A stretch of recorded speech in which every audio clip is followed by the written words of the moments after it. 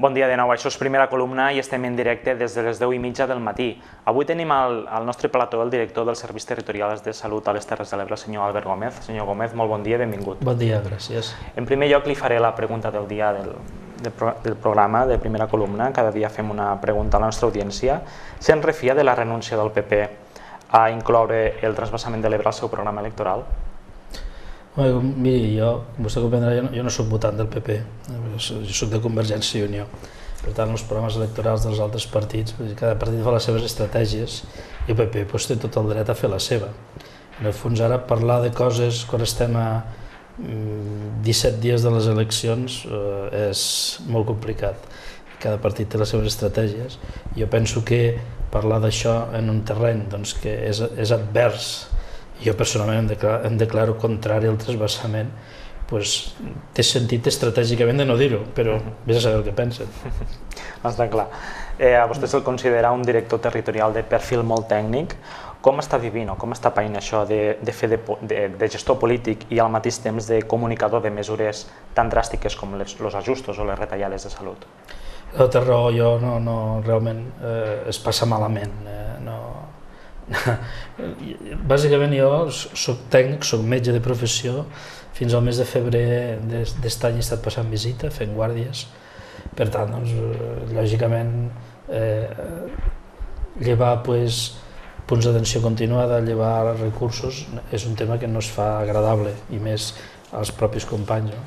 Realment la situació del país és tan complicada i tan greu que no hi ha més remei que fer aquestes coses, amb tot el sentiment del món, però i realment el que realment me preocupa és que aquesta feina que totes les comunitats tenen de fer, tard o d'hora, només s'ha començat a fer a 2 o 3 comunitats, entre elles Catalunya. Catalunya ja la té molt avançada, pràcticament han fet la feina i espero que l'any que ve estem molt més tranquils. L'altre dia va dir el conseller Boi Ruiz que les retallades, que les mesures d'ajust ja s'han acabat pràcticament, que ja han arribat al final. És cert, i realment han fet molta feina. Estem encara pendents de l'acord que té de signar l'ICS, l'Institut Català de la Salut, amb els sindicats. L'Institut Català de la Salut és l'empresa sanitària més important de Catalunya, afecta 40.000 persones, quasi 1.800 del nostre territori, i estem pendents d'aquest acord. Quan aquest acord se signi, que suposo que se signarà aviat, apel·lant a la sensatesa de tots plegats, doncs realment ens deixarà molt més marge per treballar l'any que ve, perquè hi haurà el que es diu recurrències negatives, és a dir, la feina que s'ha tingut de fer en 6, 5, 4 o 3 mesos la podrem repartir en 12 mesos l'any que ve, és a dir, que anirà molt més holgats. Què li sembla que la Plataforma per la Salut de les Terres de l'Ebre reclame diàleg al govern? El Departament de Salut està aplicant els ajustos sense dialogar amb els professionals i amb els usuaris de la sanitat? Nosaltres dialoguem tot el que se'ns demana que dialoguem i més, i estem dispostos a seguir dialogant i a explicar tot 1000 vegades i 1000 més. No hi ha cap problema per explicar les coses. També és veritat que a vegades se'n fa, recentment han crescut aquestes plataformes com els rovellons, rovellons que no n'hi ha hagut aquí, per cert, però que n'hi ha hagut a altres indrets. I jo precisament ara realment me sobta que digui això, perquè divendres, dia 28, estava esperant els membres d'una plataforma a les 12:30 a la delegació, o a les 12, realment l'hora exacta no sé, però teníem una reunió i no van aparèixer. Per tant, m'estranya que diguin que no hi ha diàleg, quan des de les pròpies plataformes a vegades no demanen visita i no apareixen.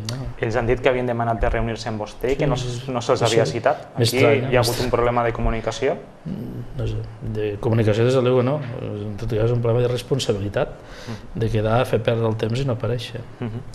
I com valora la manifestació de diumenge passat a Tortosa? Jo no la puc valorar perquè la gent té tot el dret del món a manifestar-se i possiblement comparteixo part dels seus punts de vista. L'altra cosa és que no hi hagi més remei que fer-ho i que tingui la seguretat de que el govern territorial d'aquí les Terres de l'Ebre no travessarà mai la línia roja, de que podem deixar coses per cobrir o urgències per atendre o intervencions per fer.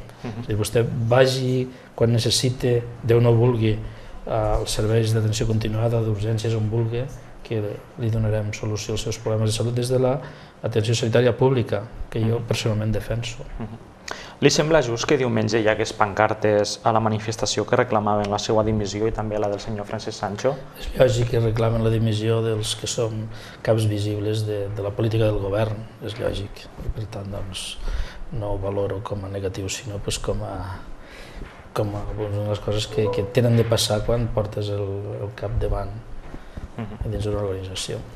El passat 14 d'octubre, quan va vindre el senyor Boi Ruiz, el conseller de Salut, va afirmar que els ajustos del departament no estan afectant els usuaris de la sanitat de les Terres de l'Ebre. És cert. No sé, és cert. Realment, les úniques coses que s'han afectat potser són cert increment del període de demora en patologies que poden esperar. Uns galindons que tarden en fer-se 10 anys poden esperar un mes o dos. De fet, són patologies que nosaltres vam considerar que era prioritari atendre-les, com les catarates. Es va fer el que es diu una compra selectiva, que es va costar forces diners, per exemple a Móra d'Ebre, l'Hospital de Móra, que era on hi havia més problemes. És a dir, nosaltres hem anat cuidant de no traspassar en cap cas la línia roja de mala atenció, de deixar persones sense atendre, i les coses que tradicionalment no s'han fet aquí, tot el terciarisme, però ho seguim enviant als hospitals terciaris, tant a Tarragona com a Barcelona, a Bellvitge o al Clínic, en fi. Això vol dir que encara hi havia més marge per a fer més retallades i no s'han fet per prudència? Miri, totes les empreses diuen que els costos d'una qualitat oscil·len al voltant del 30%. Això ho diuen les empreses, les millors empreses. Nosaltres a les diferents empreses els hem aplicat reduccions al voltant d'un promís del 10%, que van des del 12 fins al 8%. Per tant, jo no puc dir res més que això. També és veritat que les empreses sanitàries tenen un component de sensibilitat especial, no? Per tant, jo diria que cal analitzar cas per cas, que és el que s'ha fet, tots els temes que s'han gestionat, els llits que s'han gestionat, els quiròfans, els punts d'atenció continuada. S'ha cuidat molt, s'ha fet amb molt de carinyo i amb molta cura, i en cap cas jo m'he negat sempre a traspassar la línia roja, encara que a vegades m'ha costat alguna reprimenda de Barcelona, però el que diu que no defensa el territori s'equivoca totalment. I com s'explica que a l'Ebre s'hagin estalviat un 10% en l'expedició de receptes més que en altres territoris del país? Això és perquè s'ha retallat més que en altres llocs els horaris dels centres d'atenció primària? No, que és el que diuen els de la plataforma? No, senyor. Això és perquè s'ha treballat bé. S'ha treballat bé i des de fa molt de temps. Des de fa molts anys, des de fa concretament 4 anys, existeix a l'ICS un programa de millora de la prescripció, en el qual es fa formació a tots els centres d'atenció primària, es fa formació a tots els metges que recepten, es fa formació global a dins de l'equip i particularitzada en els cas de metges que no són aplicats en les mesures generals. Se'ls fa formació, se'ls ensenya a prescriure adequadament en base a uns protocols que estableixen no l'ICS, sinó les societats científiques, la Societat de Metges de Família, la Societat de Pediatres, i en base a aquestes bones pràctiques clíniques nosaltres els ajudem a millorar la seva prescripció. Tenim molta informació del que es fa i els passa als metges la informació i la manera i el camí que tenen que fer si volen millorar-ho. També s'incentiva en forma d'objectius aquesta millora de la prescripció, i això des de fa un any es fa ja no sols amb l'Institut Català de la Salut sinó amb tots els proveïdors sanitaris, perquè així ens evitem allò de dir és que aquest medicament me'l dona un especialista que no entra en això. No, miri, ara estan tots a la regió sanitària i tots participant d'aquest pla de millora, que per cert dirigeix el Departament de Farmacologia Clínica del Vall d'Hebron, una entitat que té un prestigi significat en el món sanitari. Com se gestionen les llistes d'espera? Com es prioritzen els casos més urgents? Quin tipus de criteris s'utilitzen? O hi ha un sistema de puntuació per a dir qui s'opera primer i qui s'opera després? Bueno, sí, resposta sí. Com s'ha fet fins ara? Bueno, doncs el govern anterior va determinar que el criteri que s'apliqués en la llista d'espera fos el criteri de número de gent esperant. És un criteri vàlid i, escolta, absolutament raonable, perquè clar, si hi havia un número important de de ciutadans en espera, doncs, el govern va determinar que es prioritzés que hi havia més quantitat. Llavors va fer una cosa que eren els 14 procediments garantits, que eren els 14 procediments que hi havia més gent esperant, més ciutadans. Entre ells hi havia les catarates, hi havia molts procediments que ara li explicaré el nou decret que s'està preparant, que també es respecten en el nou decret. També és veritat que hi havia altres que per la seva freqüència tampoc enteníem que es tingués de prioritzar, com per exemple les vasectomies o les amigdalectomies, treure les angines. Per tant, el govern actual el que ha dictaminat, i farà segurament en forma d'un decret abans de final d'any, és prioritzar, a part de la quantitat de ciutadans, la gravetat del cas, i posarà per davant els procediments que tinguin més gravetat, independentment de l'època que es presentin. I aquests seran dels criteris que s'aplicaran, juntament també amb altres criteris com l'afectació de la qualitat de vida del ciutadà, com la repercussió en la despesa sanitària que es farà mentre s'espera, com si hi ha mitjans diagnòstics i terapèutics suficients per atendre-la. En fi, es farà tot un sistema de puntatge que està elaborant una agència d'avaluació de tecnologies mèdiques. Ens queda poc temps, per tant li demano que sigui el més breu possible a l'hora de respondre. S'ha parlat molt de la situació a l'Hospital Verge de la Cinta.